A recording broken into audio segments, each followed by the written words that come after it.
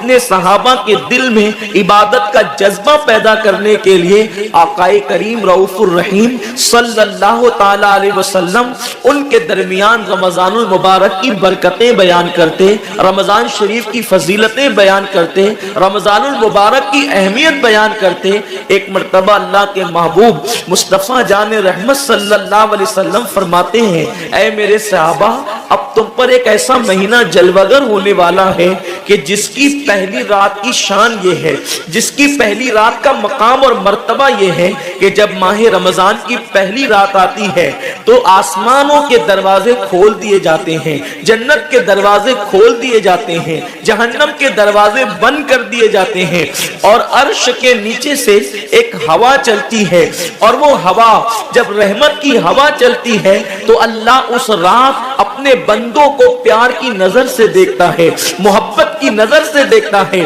اور اللہ کی محبت کی نظر جس بندے پر پڑ جاتی ہے اللہ اس پر جہنم کی آگ کو حرام فرما دیتا ہے۔ میرے آقا صلی اللہ علیہ وسلم کے دیوانوں، وہ مہینہ آنے والا ہے، وہ رات آنے والی ہے، وہ شب آنے والی ہے جس رات اللہ اپنے بندوں کو محبت کی نظر سے دیکھے گا، پیار کی نظر سے دیکھے گا، الفت کی نظر سے دیکھے گا۔ میرے پیارے آقا صلی اللہ علیہ وسلم کے پیارے دیوانوں، آپ اندازہ کریں کتنا وہ مقدس بندہ ہے، وہ بندہ مقدر کا سکندر ہے جس کے وجود پر میرے اللہ کی نگاہ رحمت پڑ جائے، میرے کریم کی نگاہ رحمت پڑ جائے۔ ہم کس کس کی نگاہ کے طالب ہوتے ہیں، ہم کس کس کی توجہ کے طالب ہوتے ہیں؟ ہم سوچتے ہیں کہ پیر صاحب کی نگاہ پڑ جائے گی تو میرا بیڑا پار ہو جائے گا۔ یقیناً پیر صاحب کی نظر بڑی قیمتی ہے، دیوان شاہ بابا کی نظر پڑ جائے گی تو میری تقدیر بدل جائے گی۔ یقیناً اللہ کا ولی بڑی شان والا ہے، غوث پاک کی نظر پڑ جائے گی تو میرا بیڑا پار ہو جائے گا۔ اندازہ تو کریں جس پر اللہ کی نگاہ رحمت پڑ جائے، اور وہ رمضان شریف کی پہلی رات میں ہوتا ہے کہ اللہ اپنے بندوں کو پیار کی نظر سے دیکھتا ہے، اللہ اپنے بندوں کو محبت کی نظر سے دیکھتا ہے، اور خدا کی نگاہ رحمت جس پر پڑ گئی پھر اس کو جہنم کی آگ چھو نہیں سکتی، اس کو جہنم کی آگ جو ہے اس کو جلا نہیں سکتی۔ لیکن کتنے افسوس کی بات ہے، ماہ رمضان شریف کی ایسی برکت والی رحمتوں بھری رات آتی ہے، اور وہ پہلی رات آتی ہے، اور اس رات میں ہم کیا کر رہے ہوتے ہیں؟ اس رات میں ہمارا حال یہ ہوتا ہے کہ ہم ہوٹل پہ بیٹھ کر ٹائم پاس کر رہے ہوتے ہیں، اس وقت ہم گھروں کے اندر بیٹھے ہوتے ہیں اور وقت کو ضائع کر رہے ہوتے ہیں۔ اور اب تو حال یہ ہو گیا ہے کہ ساری چیزوں سے تعلق توڑ کر ہم نے سارے رشتے اپنے موبائل سے جوڑ لیے ہیں۔ اس وقت ہمارا سب سے قریبی رشتہ دار اگر کوئی ہے تو وہ اپنا موبائل ہے۔ یہ ہنسنے کی بات نہیں ہے، یہ بہت نقصان کی بات ہے۔ اس قدر قریبی رشتہ، ماں باپ سے بھی زیادہ قریبی رشتہ موبائل سے، باپ سے بھی قریبی رشتہ موبائل سے، بیوی سے بھی زیادہ قریبی رشتہ موبائل سے۔ آپ کہیں گے اتنا قریبی رشتے کی آپ بات کرتے ہیں؟ ہم کہتے ہیں جو جتنا قریبی رشتہ دار ہوتا ہے اس پر توجہ اتنی زیادہ ہوتی ہے، اس سے پیار اتنا زیادہ ہوتا ہے، اس کی طرف توجہ اتنی زیادہ ہوتی ہے، اس سے لگن اتنا زیادہ ہوتا ہے۔ ہماری آنکھ ابھی بستر پر کھلی نہیں ہوتی اور ہم سیدھا ہاتھ اٹھا کر کے آدھی آنکھیں بند ہوتی ہے اور آدھی آنکھیں کھلی ہوتی ہے، اور ہم پہلے اپنے موبائل کی طرف ہاتھ بڑھاتے ہیں کسی کا میسج تو نہیں آیا۔ میرے پیارے آقا صلی اللہ علیہ وسلم کے پیارے دیوانوں، امی کے پاس بیٹھے ہیں پھر بھی موبائل، بیوی کے پاس بیٹھے ہیں پھر بھی موبائل، والد کے پاس بیٹھے ہیں پھر بھی موبائل۔ حد تو یہ ہے کہ مسجدوں کے اندر بیٹھے ہیں پھر بھی موبائل۔ یقیناً اگر کام کے میسیجز ہو اور اگر کام اور ضروری چیز ہو، ٹائم دیکھنا ہو تو آپ یقیناً موبائل کو ہاتھ میں لیں، موبائل کوئی بری چیز نہیں ہے۔ لیکن انسان کتنا ڈوب گیا، عبادت کا سارا وقت انسان اپنے موبائل پر ضائع کرتا ہے۔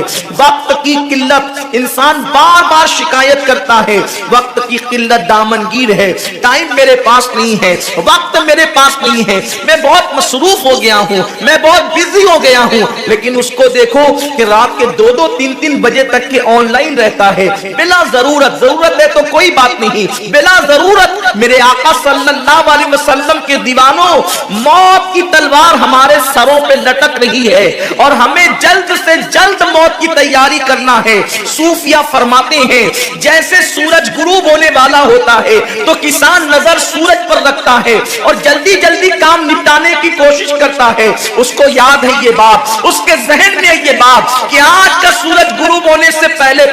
میں نے اپنے کام کو مکمل کر دینا ہے تاکہ کل کا سورج طلوع ہونے کے بعد میں نے پھر بیج بو کر کے آگے کا کام کرنا ہے۔ میرے آقا صلی اللہ علیہ وسلم کے دیوانوں، وہ کسان اگر یہ سورج غروب ہوتے ہوتے مر گیا تو کل اس کا کام کوئی اور کر جائے گا، اس کا بیٹا بیج بوئے گا، اس کی بہو بیج بوئے گی، اس کی بیوی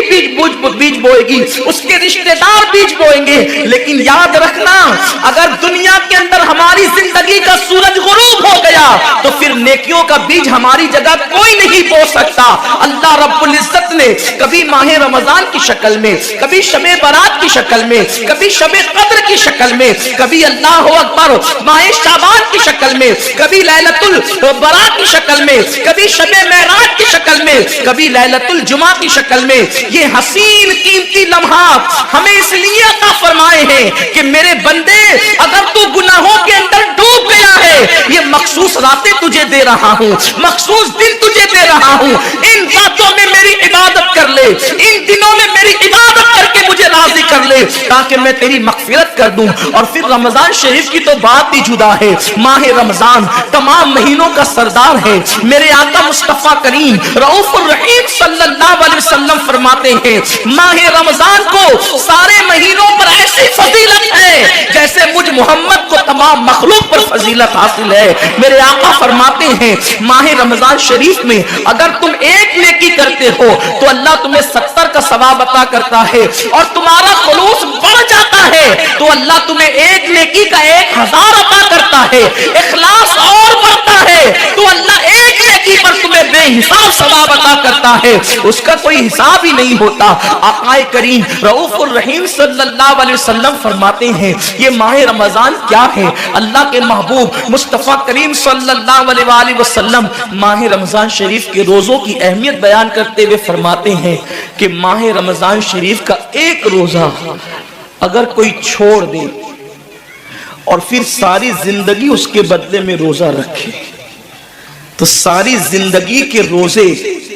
اس ایک ماہ رمضان کے روزے کے برابر نہیں ہو سکتے۔ یہ ماہ رمضان شریف کے روزے کو فضیلت حاصل ہے، اور اللہ کے حبیب صلی اللہ علیہ وسلم فرماتے ہیں جو ماہ رمضان شریف میں عبادت کر کے اپنی بخشش نہیں کروا سکتا، اپنی مغفرت نہیں کروا سکتا، پھر اس کو کبھی موقع نہیں ملتا کہ وہ اپنی مغفرت کا سامان کرے۔ آقا کریم صلی اللہ علیہ وآلہ وسلم فرماتے ہیں کہ سال بھر تک ماہ رمضان شریف کے لیے جنت کو آراستہ کیا جاتا ہے،